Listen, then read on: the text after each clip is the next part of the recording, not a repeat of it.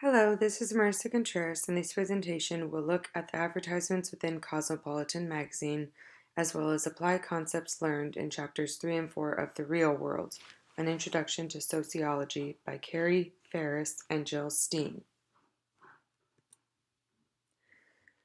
The targeted demographic of Cosmopolitan magazine is females ranging from 18 to 30 years old, and they're usually in the middle class because they need to be able to afford the products that Cosmo is advertising.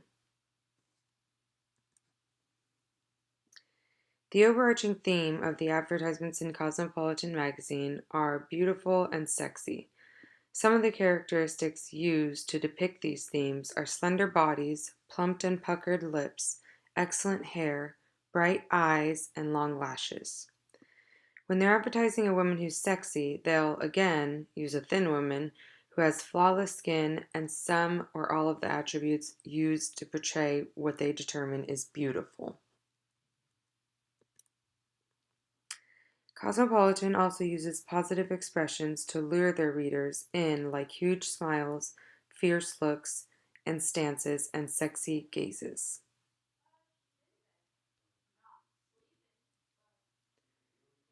When it comes to the personalities and lifestyles that are portrayed through the advertisements, women are seen as flirtatious, happy, vibrant, thriving, and carefree.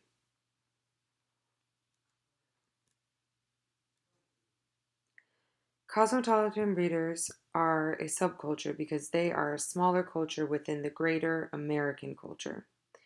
These women have a desire to be portrayed as beautiful and sexy because that's what Cosmopolitan has revealed as ideal or even perfect. According to Cosmo, every woman wants to be beautiful, sexy, and fierce, so they're sure to make every ad reveal this in some way. While the Cosmopolitan subculture as a whole is sexy, beautiful women, there are also subcultures within the Cosmopolitan magazine, and those who create the advertisements recognize this, so they alter the ads to fit. The different subcultures within the magazine are all made of women who care about vanity, but different areas of vanity. Amongst these women are women who wear makeup, women who use skincare products, women who use hair products, women who use nail polish, and women who use some form of hair removal.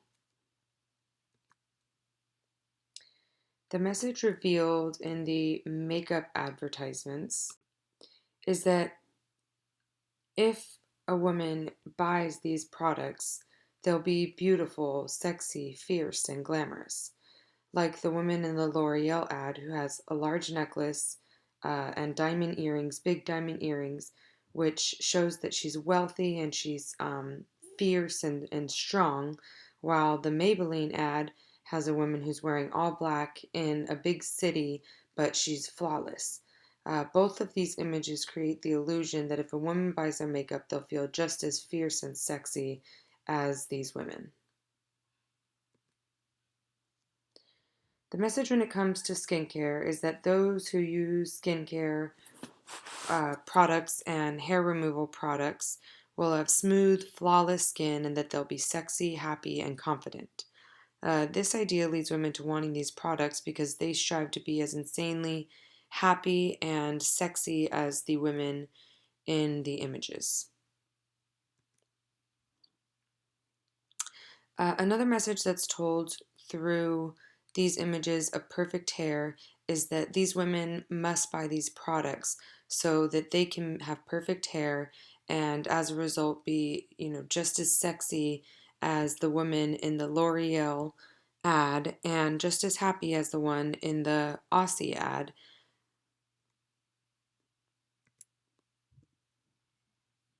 The final message is that women who buy the nail polish will be happy and they'll feel great and they'll be sociable like the woman in the picture. She's clearly out on the town for the night. And the ad just makes women want this. So they will purchase it so that they could get the same feeling as the woman in the picture. Cosmopolitan magazine influences women by illustrating an ideal culture through their advertisements. An ideal culture is the norms, values, and patterns of behavior that members of a society believe should be observed in principle. This ideal culture is made of women who are perfect. They're beautiful, sexy, sophisticated, confident, and thin, but this isn't real. Women are human and they're imperfect. Women in our everyday society are a reflection of the real culture, the norms, values, and patterns of behavior that actually exist within our society. Ferris and Stein also discuss nature versus nurture, which is a concept that's at the center of debate among many in the psychological fields. Those who argue that the nature side believe that behavioral traits can be explained by genetics, while those who argue the nurture side say that human behavior is learned and shaped through social interaction. Mass media is a huge influence on the human race, so the effects of advertisements support the concept of nurture. When the advertisements reveal a woman with smooth skin and lean legs, women tend to want the product so that they too can have smooth skin and lean legs. Ferris and Stein explain that socialization is a twofold process that begins with a society, culture, or group teaching individuals to become functioning members. Then those members learn and internalize the values and norms of the group. Ferris and Stein also state the media's role as one of the most significant sources of socialization is a somewhat recent phenomenon. Although only a few decades ago the media didn't play such a large role in influencing young women, today the media dominates American culture, and Cosmopolitan plays a large part of this society of women who are expected to be beautiful, sexy, and happy. Women end up wanting the products advertised because they feel they'll begin feeling like the women's in the ads once they have the product. Charles Cooley is the father of the looking glass self, which is the idea that people gain a sense of self through the perception of others' evaluations and appraisals of us. By taking this idea into account, we can see that cosmopolitan advertisements paint an unreachable image of what a woman should be. This results in a skewed sense of what each female must attain to be quote unquote beautiful.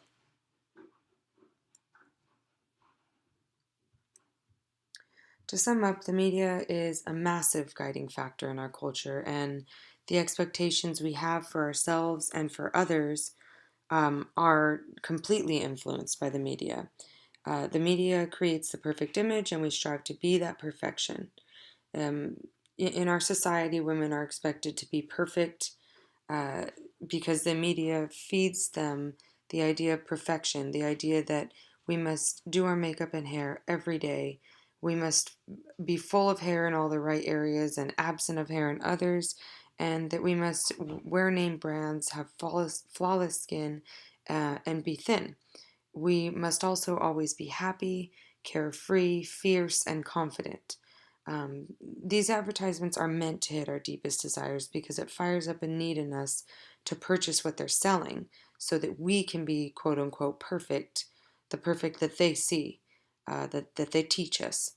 The reality is perfection doesn't exist, and even the women in the images are altered to reach this pristine image that the media wants to portray.